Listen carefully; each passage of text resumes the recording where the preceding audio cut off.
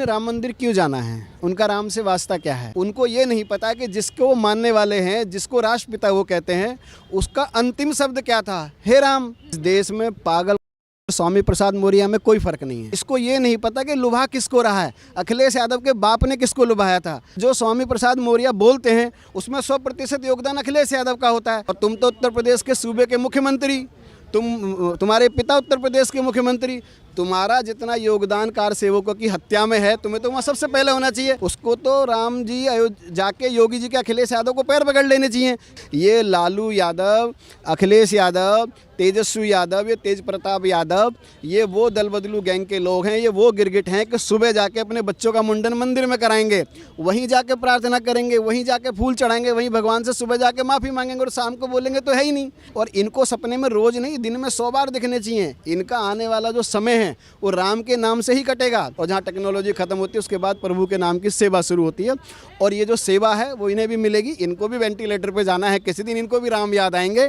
कल कांग्रेस पार्टी पे निमंत्रण नहीं था तो हमें बुला नहीं रहे, अब बुला लिया तो हम जा नहीं रहे। अरे तुमको नहीं जाना था तो चुपचाप बैठ जाना चाहिए था। थोड़ी बहुत जो बची कुछ इज्जत उसे काहे मिट्टी में मिला रहे हुए। ये सब जाके अकेले में गिड़गिड़ाना चाहते हैं कि राम जी, राम लला जी, हमसे गलती हो गई। हम दूसरे के सामने माफ़ी नहीं मांग पाए क्योंकि हमने जो किया वो सबने देखा। संदेश यादव जी, 2024 के चुनाव जो है वो नज़दीक हैं और अभी कुछ ही घंटों में जो है वो राम मंदिर की प्राण प्रतिष्ठा होने जा रही है, जिसको लेकर लगातार जो है वो सवाल उठाए जा रहे हैं। जिस तरीके के आरोप आज मोदी सरकार पर लगाए जा रहे हैं, क्या लगता है राम मंदिर के मुद्दे को लेकर लगातार सवाल उठाने वाले लोग जो हैं राम मंदिर जाएंगे?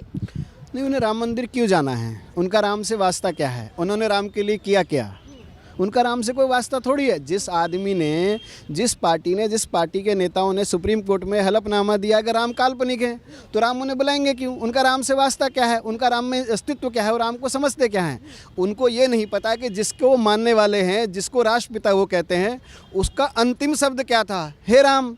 उसकी समाधि पे हे राम लिखा। जिस राष्ट्रपिता महात्मा गांधी ने इस देश के लिए 0% काम नहीं किया, वो मरते मरते हे राम का नाम लिया। तुम क्या देख रहे हो? तुम्हें कैसे राम अपनाएंगे? तुम्हारी क्या संस्कृति है? तुमने इस देश के कल्चर को क्या दिया? 70 सालों में देश को किसने बांटा? भाजपा तो आ जाए, मोदी तो आ जाए ना। तुमने इस देश को दिया क्या है? जब तुमने इस देश में रह के एक सुप्रीम कोर्ट में एक हलफनामा दे दिया, आप एफिडेविट दे रहे हैं। सनातन संस्कृति, हजारों साल पुराना इतिहास, इस धरती के कड़ कड़ में, आपके जीवन के पल पल में, हमारी आत्मा से लेके हमारे वजूद तक हर चीज़ में राम है। कहाँ ढूंढेंगे हम राम को? कहाँ से निकालोगे आप राम को? कैसे कहोगे आप काल्पनिक थे? नहीं थे। आपने जिस चीज़ को दुनिया के सामने साबित करने की कोशिश की कि राम काल्पनिक थे, तो आज वो जिंदा हो गए। अब आप जिसको ये कह रहे हैं कि आप हैं ही नहीं और वो पैदा हो जाए तो कैसे चलेगा? 500 साल से क्या लड़ाई इस देश में हो रही थी? अगर राम काल्पनिक थे तो 500 साल क्यों लगे? और 500 साल बाद सुप्रीम कोर्ट ने कैसे माना कि राम है? तो उनका राम से क्या लेना देना है? मेरा एक सवाल ये भी है कि देखिए, जिस तरीके से स्वामी प्रसाद मौर्य जो कि समाजवादी पार्टी का हिस्सा हैं और वो लगातार सनातन को लेकर प्रहार करते हैं और उनको लेकर अखिलेश यादव कुछ नहीं कहते, पर आज वो भी कह रहे हैं कि राम मंदिर जाएंगे पूरे परिवार सहित, तो क्या कहेंगे? क्या ये राजनीतिक पॉलिटिकल स्टंट है? इस देश में पागल स्वामी प्रसाद मौर्य में कोई फर्क नहीं है। पागल का वजूद है, को पागल है, आप उसको देख के बचेंगे। ये तो सामने से पागल हो जाता है आदमी। इसको ये नहीं पता कि लुभा किसको रहा है। अखिलेश यादव के बाप ने किसको लुभाया था?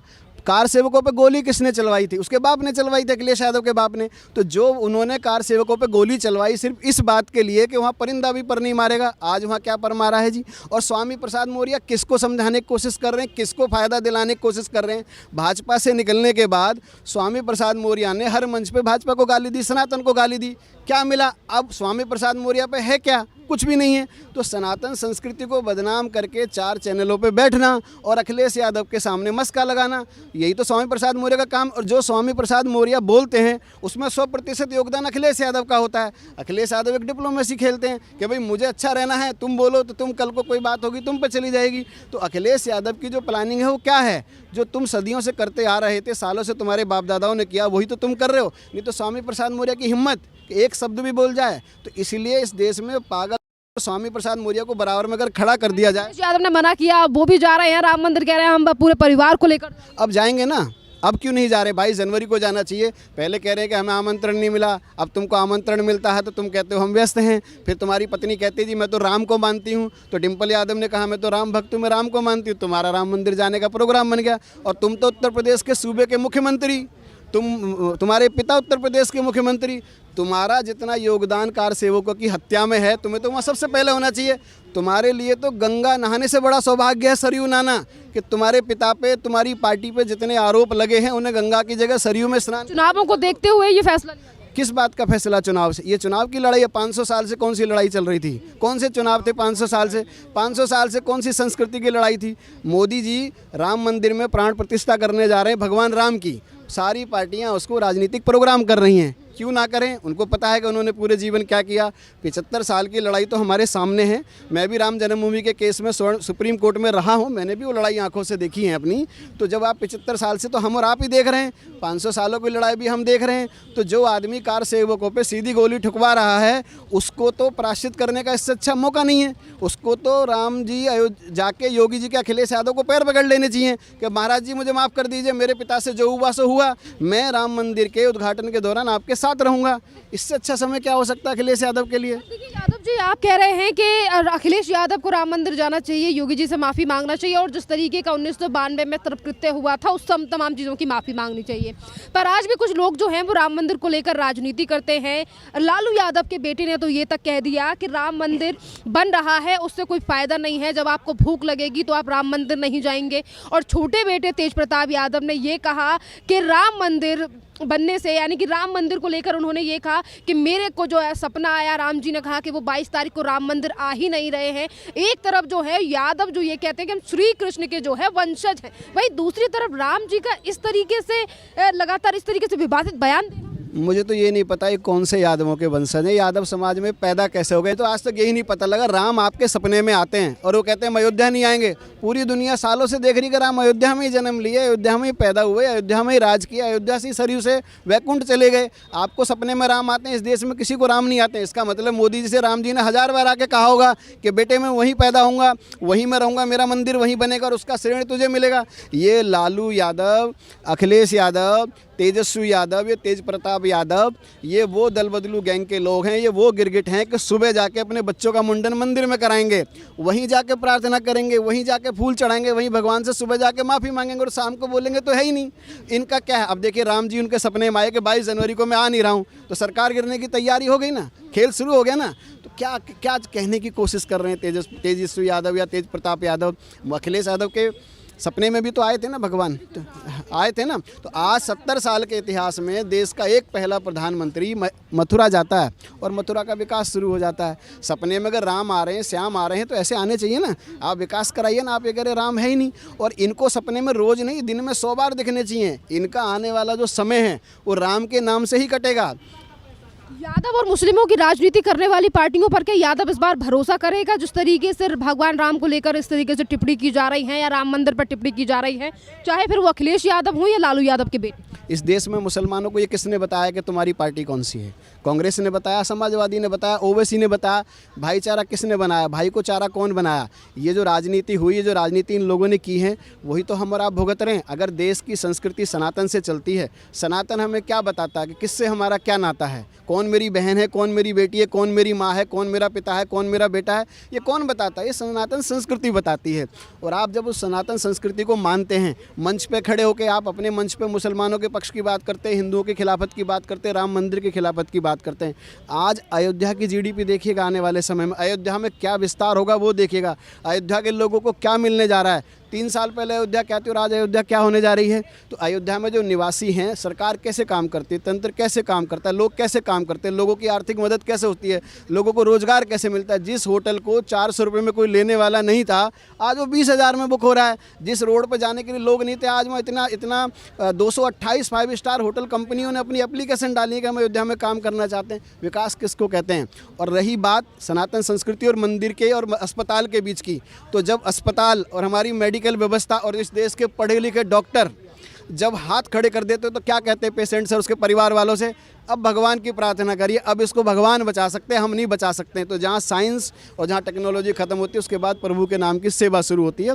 और ये जो सेवा है वो इन्हें भी मिलेगी, इनको भी वेंटिलेटर पे जाना है किसी दिन, इनको भी राम याद आएंगे, ये कहेंगे कि हमने किया क्या है, तो वो इनके साथ होना है। और वो उसी के लिए अपने लिए पहले ही जो छोटा मोटा पूरा जीवन भगवान की सेवा में लगाना चाहिए, कड़ कड़ कड़ पल पल पर लगा के आदमी प्रभु से नाता जोड़ता है। जब आपका अंत समय आएगा तो आप भगवान से हाँ मुँह फाड़ के ऊपर को देख रहे होंगे तो वो देखने भी नहीं आएंगे। तो ये जो संस्कृति की लड़ाइयाँ हैं इस देश में, उस संस्कृति की लड़ाई को राजनीतिक विचारधारा के साथ नहीं जोड़ना चाहिए। राजनीति अपनी जगह है, तंत्र अपनी जगह। नरेंद्र मोदी जी राम मंदिर को लेकर कौन सी राजनीति कर रहे हैं? मुझे लगता है कोई राजनीति नहीं हो रही।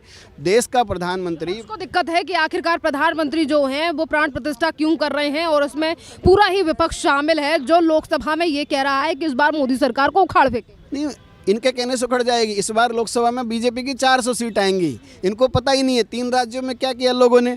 आप संस्कृति को समझिए, आप लोगों की विचारधारा को समझिए कि लोगों की विचारधारा क्या है। अगर ये हाल था तो ओवैसी की सीट क्यों नहीं बढ़ी? बीजेपी की कितनी सीट बढ़ी? तेलंगाना के अंदर 3 राज्यों में कांग्रेस पार्टी साफ हो गई। भारत जोड़ो यात्रा ने कितने लोगों को जोड़ दिया, भारत न्याय यात्रा कितने लोगों को न्याय दिला देगी। तुम देश को दिखाने की क्या कोशिश कर रहे हो? बच्चे लोग पढ़े लिखे हैं, युवा पढ़ा लिखा है, वो सब जानता है कि तुम क्या पट्टी पढ़ा रहे हो और क्या समझा रहे हो। सीधी सीधी बात, संस्कृति की बात करिए, सनातन की बात करिए, राष्ट्र की बात करिए। और मोदी बाद में प्रधानमंत्री हैं, पहले सनातनी हैं। एक सनातन संस्कृति से आने वाला व्यक्ति है, किसी भी धर्म से आने वाला व्यक्ति कोई भी काम करता अपने धर्म का सम्मान तो करता है। पार्लियामेंट देश की थी, पार्लियामेंट का जब उद्घाटन हो रहा था, किस धर्म का संत वहाँ नहीं थे, किस धर्म के मौलवी नहीं थे, क्या क्रिश्चियन नहीं थे, पारसी नहीं थे, बौद्ध नहीं थे, जैन नहीं थे। कौन सी ऐसी संस्कृति थी जिस संस्कृति के लोग वहाँ पूजा नहीं किए? माननीय प्रधानमंत्री ने सबको बिठाया, क्योंकि लोकतंत्र का मंदिर है, वो सबका मंदिर है, सनातन संस्कृति का मंदिर है। तो देश का प्रधानमंत्री ही पूजा करेगा ना, देश का प्रधानमंत्री ही प्राण प्रतिष्ठा करेगा। ये सब लोगों की बौखलाहट है, इन्हें मौका नहीं मिल रहा है। आज आप मौका दे दीजिए। कल कांग्रेस पार्टी पर निमंत्रण नहीं था तो हमें बुला नहीं रहे, अब बुला लिया तो हम जा नहीं रहे। अरे तुमको नहीं जाना था तो चुपचाप बैठ जाना चाहिए था। थोड़ी बहुत जो बची कुछ इज्जत है उसे काहे मिट्टी में मिला रहे हो? ये कह देते कि भाई हम थोड़ा व्यस्त हैं या जो भी है करेंगे। आज जो जितना खुल के विरोध जो इस देश में हो रहा है, देश का युवा 1/3 हो गया है। देश के युवाओं को पता लग गया कि इन्होंने आज तक हम पे जो राज किया हिंदू मुस्लिम करके किया। अब हिंदू मुस्लिम सब समझ चुके हैं देश को किस विचारधारा से जोड़ना है, और इस विचारधारा की लड़ाई है। और प्रधानमंत्री जो विश्व का सबसे बड़ा मंदिर हम देश में देख रहे हैं, आप देखिएगा इस देश की अर्थव्यवस्था को, उत्तर प्रदेश की अर्थव्यवस्था को, इस देश के टूरिज्म को कितना फ़ायदा, अरबों खरबों का फ़ायदा होगा।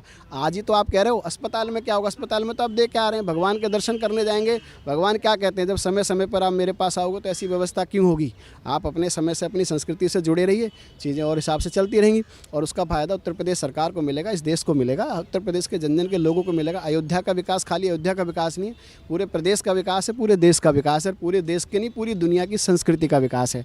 आज अयोध्या यहाँ है, कल अयोध्या विश्व मानचित्र पे इतनी बड़ी चीज़ बन के उभरेगा। और ये सब जाएंगे, ये सब जाके अकेले में गिड़गिड़ाना चाहते हैं कि राम जी, रामलला जी, हमसे गलती हो गई। हम दूसरे के सामने माफ़ी नहीं मांग पाए क्योंकि हमने जो किया वो सबने देखा, तो हमें अकेले में माफ़ कर दे। से बहुत सारे बच्चे ऐसे होते हैं ना, माँ मुँह पर चांटा मारती है और बच्चा जाकर रात में चुप पैर पकड़ लेता, मम्मा गलती होगी, चलो कंप्रोमाइज़ कर लेते हैं। यही इन लोगों के साथ होना, जाना इनको सबको है, क्योंकि उनके बिना इनका वजूद नहीं बचेगा।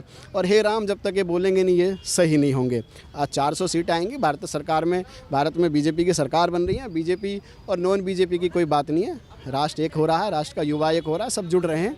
अभी देखिए कहाँ बीजेपी होगी, कहाँ विपक्ष होगा। और ऐसी न्याय यात्रा निकालेंगे तो पता लगा न्याय करते करते खुद न्याय से बाहर हो जाएंगे। देश के एक राहुल गांधी आसाम में यात्रा निकाल रहे हैं और प्रदेश के मुख्यमंत्री को देश का सबसे भ्रष्ट मुख्यमंत्री बना रहे हैं। तो ये सब विचारधारा नहीं होनी चाहिए। राम मंदिर राष्ट्र का मंदिर है, राष्ट्र के मंदिर के साथ हमें कोई भी व्यवस्था ऐसी नहीं बनानी चाहिए, उसको राजनीतिकरण नहीं करना चाहिए। सबको जाना चाहिए सबके राम है, तेरे भी राम है, मेरे भी राम है। जय श्री राम।